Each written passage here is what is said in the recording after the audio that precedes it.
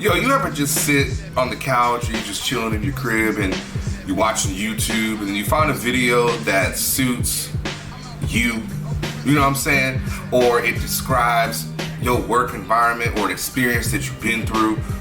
That's what I had last night, man. I was sitting on the couch and I was watching a video. I think it was called NFL, and one of them was an NFL Rage Moment, Coach Rage Moments, and a college football Rage Moment. I had seen the college Rage Moment, but it popped up on my feed. So it was the first time I had watched it in a while, and I realized, man, I've had those moments where I just lose it, and then you look back on it and it's funny.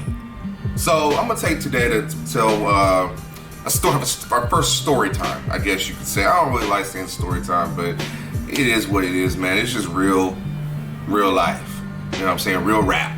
So I guess I could tell the story. I got a bunch of stories, man. I got stories throughout my career. I've been coaching for almost 10 years, man. So I've seen a lot of I've been cussed at, I've been yelled at, I've done my yelling, I've done a lot of stuff. You know, one story that I guess I can tell is, and I'm not gonna say no names, I ain't gonna say who that, whatever, but if you know, you know. You'll know what I'm talking about. If you know me, you know what story I'm talking about, okay? So, last season, I've been coaching for a men's developmental team, right?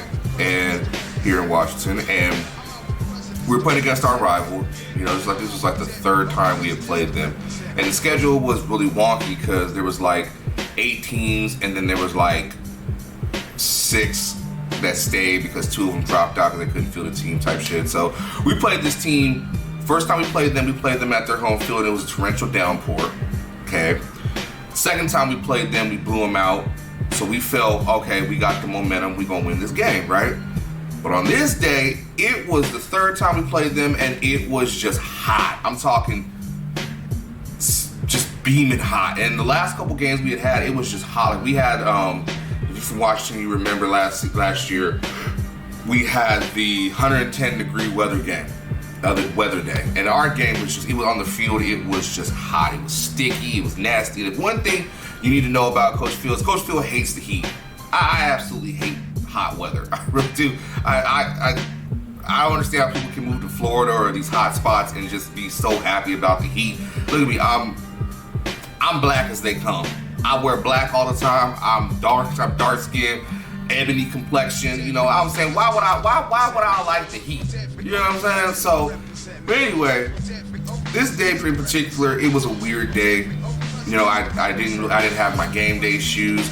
I ain't have my regular routine. My routine was thrown off. I overslept, and I usually like to get up about 11 o'clock, 10 o'clock on game days. Boom, go through my day, do what I gotta do, and then the game be at 3 o'clock, 4 o'clock, whatever, right?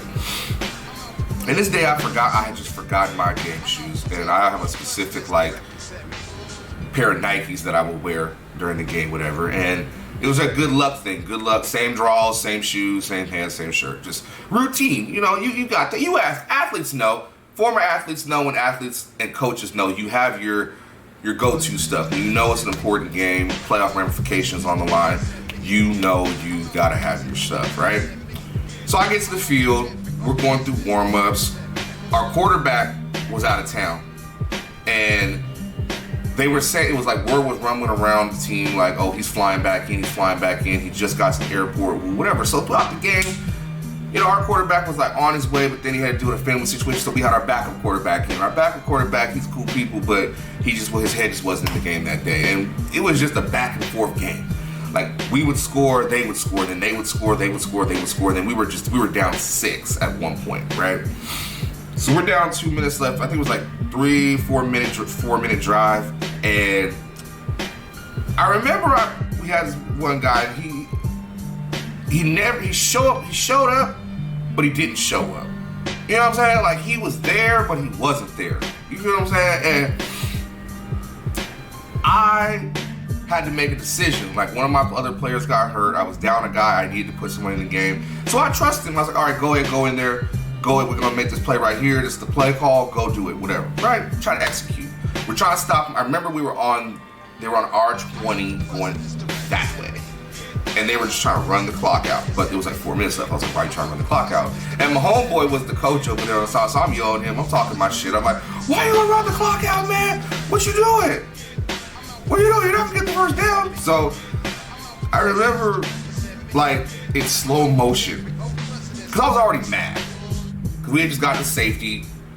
We had given up the safety, and then it was like, it was like we punted, it was short, there was a flag, then there was a fight, and then there was flags. They pushed it back. It was crazy, right? So dude goes in that nickel, and I think it was at dime. He was at dime position. Dime position is just another safety on the field. So we had 7 DBs. We were playing a 3-1-7. If you know football, you know what I'm talking about. 3-1-7, 3 linemen, 1 linebacker, 7 DBs. And we had stopped them. We were doing really good as a defense. I mean, we were number 1 in run defense. Surprisingly, we were number 1 in run defense. We got 3 linemen. So I was like, what are we doing? You know what I'm saying? And I remember quarterback dropped back, threw the ball, threw it to the flat. He tackles him. So everybody was cheering, everybody was happy, whatever, but we were trying to hurry up. I was like, hurry up. He's celebrating. And my the blood in my system started boiling. And I couldn't think straight. I was like, what the fuck are you doing? Why the fuck is he celebrating? I'm looking at my boy, the head coach, and he's the offensive coordinator, and he's the owner. I'm like, what the fuck is he doing? So then there was a flag, and everything went out the window. I threw everything but the kitchen. See, and I remember part of what I said, and excuse my language, but this is what I said. How the fuck do you get a flag? What the fuck are you doing celebrating? You just got in the fucking game. You ain't played all fucking game. What the fuck are you thinking? Get back on the ball. Come on, coach. He says, come on, coach. I'm trying to get it together, man. I'm trying. I was like, trying? You're trying? We're in the middle of a fucking game.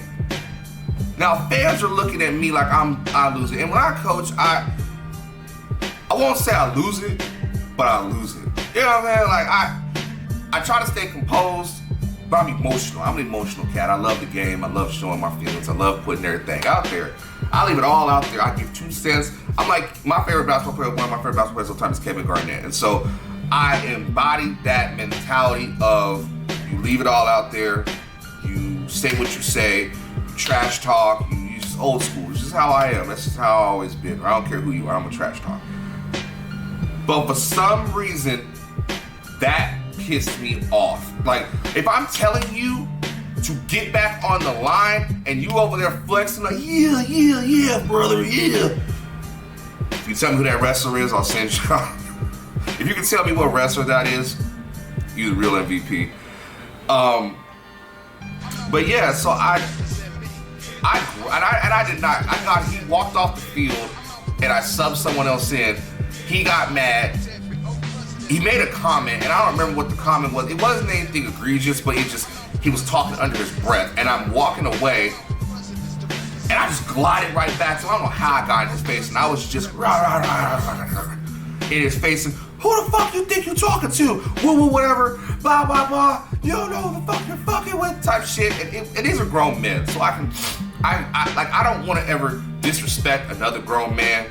But when emotions are high, logic is low, and I just lost my mind, and I was pissed off. What our tight end, he grabbed me, because I was going in. I was going hard. I went a little too hard. I ain't gonna lie to you. I was just mad. And it wasn't that he didn't make a great play. It was just that there's a time and place for everything in football. And when you're in a clutch moment and you need to get reset, I expect you to be reset. I expect you to be in the moment and know what you're doing. He had no common sense when it came to being in the moment, because he said, oh, I gotta celebrate, but not in that moment, bruh. Like, we are in the thick of it right now. We're talking about the playoffs right here. Like, we lose this game, we get a low seed. We win this game, we get a higher seed. So we need to beat them, and I need your head in the right place. Well, his head wasn't in the right place. So our tight end grabs me, and he says, forget it. He's like, Coach, you need to coach your defense. We're in the middle of a game right now. You don't need to go off on him. Save that for after the game. And I looked at him, and I snapped out of it. And I was like, okay, all right, you're right, bet. So we go back. We get the ball back. Unfortunately, we didn't score. We lost by 6. And everybody was looking at me. Everybody. Because I knew it. I lost it. I went over the edge. And I went over to old boy and I apologized. And I said, look, man, I ain't going to apologize necessarily for my actions, my words, but my actions were out of pocket. So I never wanted to disrespect you as a grown man. But when you in the moment, you gotta have your head on right, blah, blah, blah. Same thing I said, right? And he accepted it. He knew he was wrong. But when I look back on it, I was in the wrong. I should have called a timeout, regroup everybody, and not I have an isolated situation where it shouldn't have escalated. You know what I mean? Like, here's the thing. In football, there's a time for everything, and there's also a mental edge. And I love winning. I've always won. I've always just been used to winning. And I've also had some tough losses, which made me want it more. And I've been blessed with that. I've been blessed to be around great teammates. I've been blessed to be around great coaching. It's just how it's been. I've been very lucky. And my coaches always taught me, you're only as good as your weakest link. I heard that for years. Like, that shit brings in your head forever. You're only as good as your weakest link. Then you guys say, well, I'm the weakest link. Like, you talking about me? But I bring that edge to coaching. And I always, even at 28 years old now, I still carry myself as a player. I still, when I'm on the football field, I still have that mentality of you got to get it done by any means necessary. You got to do what you got to do. And I've also had to adjust to how I coach. I'm always wanting to evolve every single year. I don't like to do the same thing twice. I always like to build on the system, things like that. But when it comes to my relationship with players, I'm a player's coach. I think I'm a player's coach. I have a really good relationship. I always have a good relationship with my players. We might say some things out of pocket to each other, but it's all love. I treat you like a man. I'm gonna always treat you like a man. And that was a moment where I disrespected another man, but he understood why. He admitted that he was wrong. And I can only respect somebody who is willing to, someone who, I guess, doesn't make excuses. He wasn't a good player. He wasn't that good of a player. But I can respect him as a man because he admitted to his wrong too. And I admitted to my wrong. I shouldn't have said a lot of the shit I said. I never should have gotten in his face. I never should have been like, what the fuck are you doing type shit. It is what it is. It's what's said is said and what's done is done. And I don't give a fuck what anybody thinks. We all lose it sometimes. We all have our breaking point. And I try to not be as rough as that as much as I used to be. Because when I was younger, I got into coaching when I was 18 years old. And I've been through the ringer. I've been through the ups and downs of coaching and questioning, for a while there, like for a couple of years, I was like, man, do I really want to do this? And one of my favorite comedians is Bernie Mac, and Bernie Mac said best. He says, the problem with a lot of people today is everybody wants things up front. They don't want to pay their dues. I'm a firm believer in that. You got to pay your dues, especially in this business. Ain't nobody going to give you anything up front. And, when I had that altercation, it wasn't an altercation. It was like what I was feeling. I shouldn't have vented it like that. I should have stayed in the moment and not let my emotions get the best of me. So, yeah, we lost the game and all that. And I still feel some type of way about it. I've always felt some type of way about it. Like, I don't ever want my players to think coach is not going to be there for them, or coach is going to go off on me. Now, it ain't about me going off on you. It's, if you do your job, I will have no reason to go off on you. But I'm man enough to admit when I'm wrong and when I disrespect you, because everybody want to be respected. But don't make excuses, and don't put yourself over the team. That's what I try to preach to my players. This ain't about you. This is about the team. And that moment really taught me a lot as far as like how far can I go. You never know what your glass ceiling is until you hit it. And I hit my glass ceiling, like I broke through that motherfucker. I did. I was to the moon and back.